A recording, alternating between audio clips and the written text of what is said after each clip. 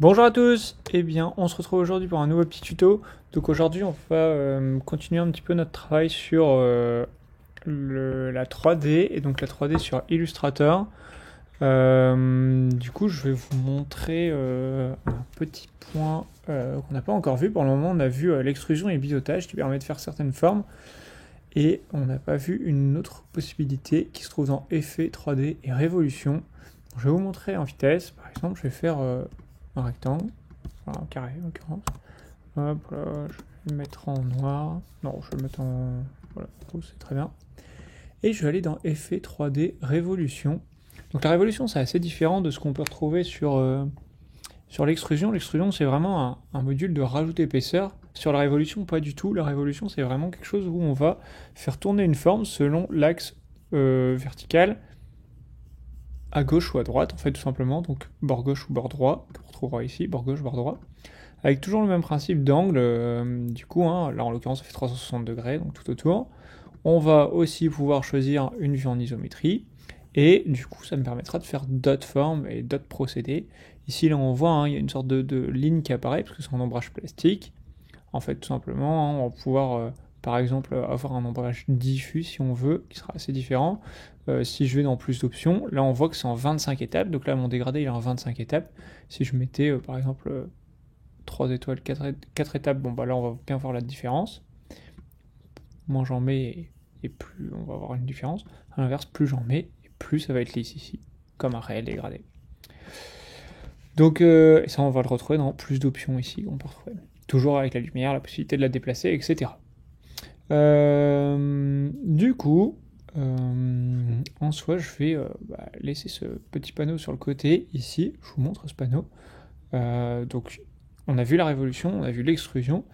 Et bien, du coup, je vais vous laisser essayer de faire tout ça, toutes ces formes-là. Je vais faire une pause pendant 10 secondes. Et puis, comme ça, je vous laisse essayer. Une fois que vous avez fini de faire tous ces éléments-là, eh bien, vous pourrez essayer par vous-même de regarder la solution et puis de voir aussi comment moi je l'ai fait. Si ça se trouve, vous avez fait par une façon différente. Donc voilà. Alors, on se retrouve tout de suite.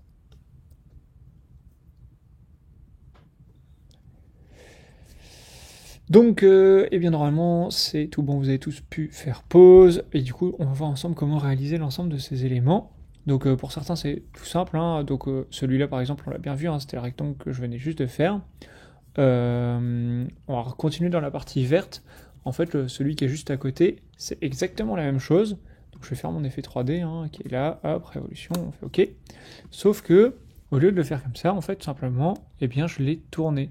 Le fait de le tourner, ça va forcément me donner, du coup, mon axe de révolution qui est ici, toujours en vertical à gauche, et du coup, qui donne cet aspect-là, où on va voir ici un aspect creux. Et pour les autres formes, en fait, vertes, on va voir exactement la même chose, mais du coup avec une étoile, pour ici, hein, du coup cette partie-là, et là un polygone. Donc on les voit en l'occurrence, moi c'est pas dur, qui les ai fait, hop, polygone, étoile, carré, et là en l'occurrence c'est carré mais penché. Du coup pour ces deux formes-là, en l'occurrence, et ben ça va être grosso modo la même chose. On va retrouver le polygone, mais du coup dans l'autre sens, et là c'est un polygone à 7 côtés, et ici on va avoir du coup un triangle en l'occurrence. C'est pas juste un trait, c'est vraiment un triangle puisque on voit que ça a ce côté entonnoir à l'intérieur. À l'inverse, du coup, pour faire un élément comme celui-là, par exemple un chapeau, ou enfin, vous voyez, le dessus d'un donjon, eh bien, plusieurs solutions. Soit on va faire un triangle rectangle comme ça à la plume, hein, par exemple. Hop.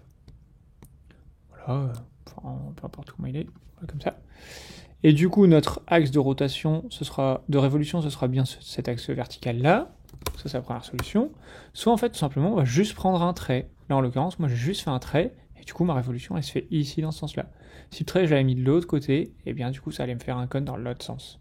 Forcément. Puisque ma révolution, elle est toujours sur la gauche, pas sur la droite. À vous de choisir droite si vous préférez droite.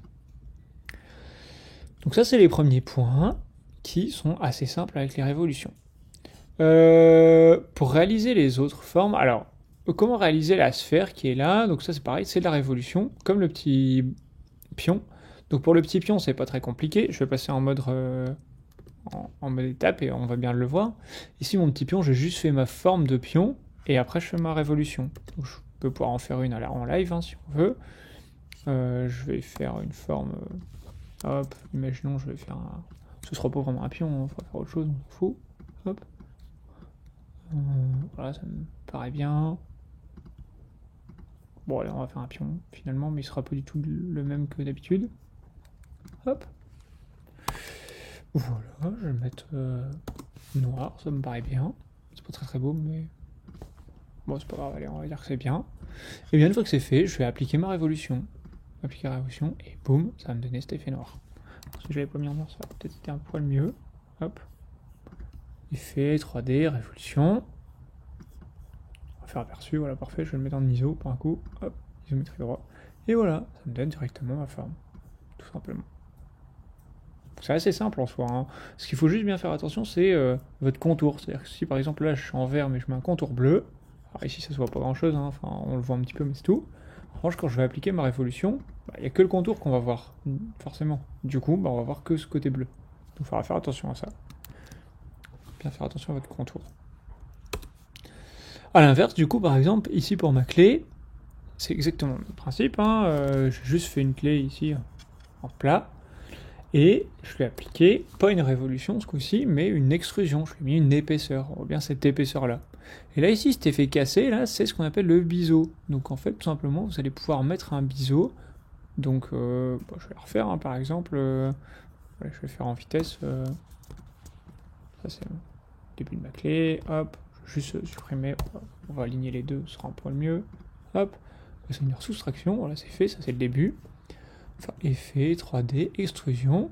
Voilà, donc ça va me donner ça. Je vais baisser un peu la profondeur d'extrusion. C'est un peu trop là. Hop, 20, ça me paraît bien.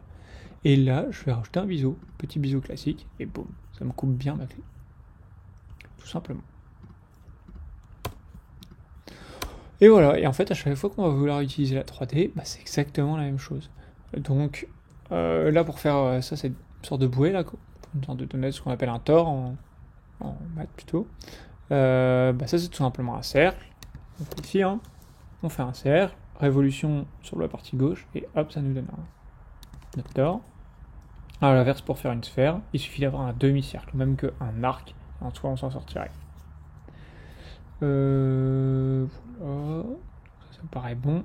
Ah oui, alors dernier point, donc pour réaliser, là il y a en l'occurrence cette bouteille, ça c'est en plusieurs formes différentes, donc plusieurs teintes différentes, il suffit de tout associer, on fait notre forme, on fait la révolution et c'est parti. Donc ça, il n'y a rien de compliqué. Et surtout, deuxième point, là ça va être un peu plus important, je vais vous laisser essayer de faire ça. C'est-à-dire que, par exemple, là, pour réaliser cette forme-ci, je l'ai utilisé à partir de cet élément-là. Donc, vous n'avez qu'à faire ces deux éléments-là, vous faites votre révolution et vous essayez de le voir. Je vous laisse trouver par vous-même. Pareil, je vais faire une toute petite pause. Et idéalement, vous y arrivez. Si vous n'y arrivez pas, je vous dis ça dans 30 secondes.